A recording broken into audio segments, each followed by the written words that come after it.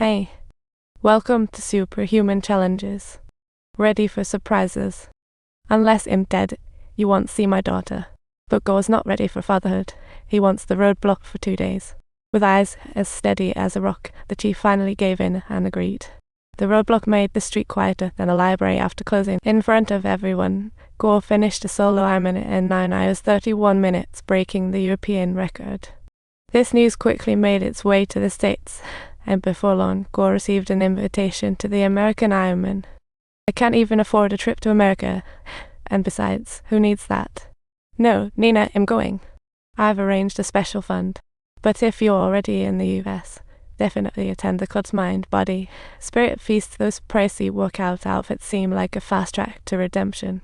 Then, just a year before the race, Gore got into an unexpected car accident, derailing his training like a runaway train.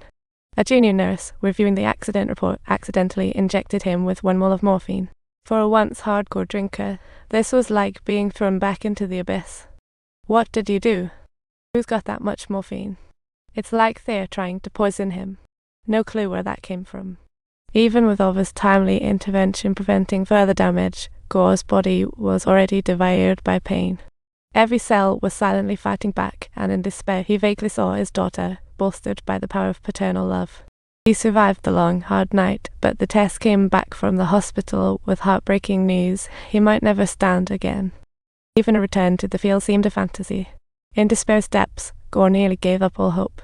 But just then, an unexpected savior appeared. The chief, who had always been against him, arranged for his US passport and casually dropped his daughter. That name was like a magical key, unlocking Gore's heart and guiding him toward a new direction. As dawn light filtered through curtains, Dr. Over woke to find Gore's bed empty. She rushed around looking for him, only to find him limping down the hospital hallway, practicing walking. Each step down brought intense pain, turning each fall into a test of will.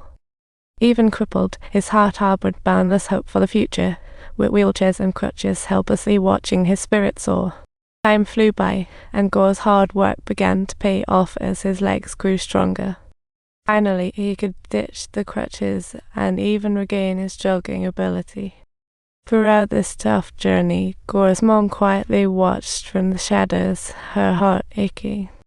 This unique happiness was beyond words. But no matter how stormy it gets, the sun will always pierce through the clouds to light up the ground. Months later, Gore emerged like a butterfly, standing back on the track, a bolt of lightning breaking the silence. Subtitle, however, Dr. Over was brimming with concern. She hoped that the chief could persuade Gore to give up the race, as even young people engaging in extreme challenges could encounter unexpected accidents.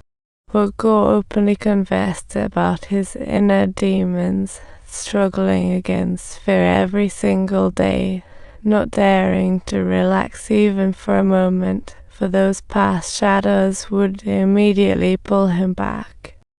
A real warrior isn't without fear, it's that they choose to move forward despite it. But the Ironman committee mistakenly thought he dropped out, pulling their funding. Thankfully, the club buddies rallied together, scraping up all the funds for the race. You guys give me cash, I didn't owe you. Let's throw a party. Everyone was buzzing, dancing to the band as Gore and the chief embarked on their journey to America. The chief received an explosive update. The committee doubled the race distance. Gore must swim 8 km, run 84 km, and bike 360 km.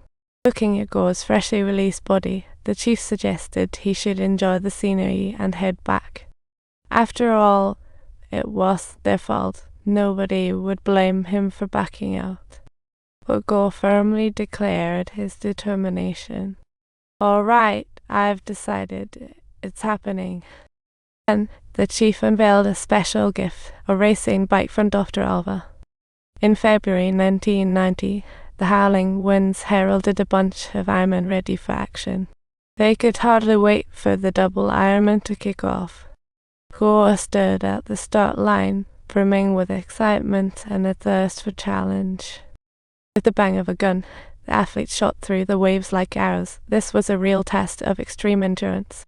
Gore started well in the swimming phase, but soon felt long discomfort, triggering an emergency. Once on the cycling leg of the race, Gore zipped through the competition like a whirlwind. Upon reaching the 42-kilometer run, Gore found himself alone on the track. All the pressure was on the chief. Despite his lead, Gore's body was struggling. Each step became increasingly difficult. In the final 10 kilometers, Gore's steps grew heavier, pain crashing over him like a tide, until he finally collapsed. The chief rushed over, finding Gore's feet blooded and raw, needing only water to rinse the wounds. A sharp pain nearly knocked Gore out, but he grit his teeth and asked the chief for a small knife. He slit the shoe's toe to let his swollen toes get some air. The chief offered help, but Gore knew external aid could serve as an excuse for his failure.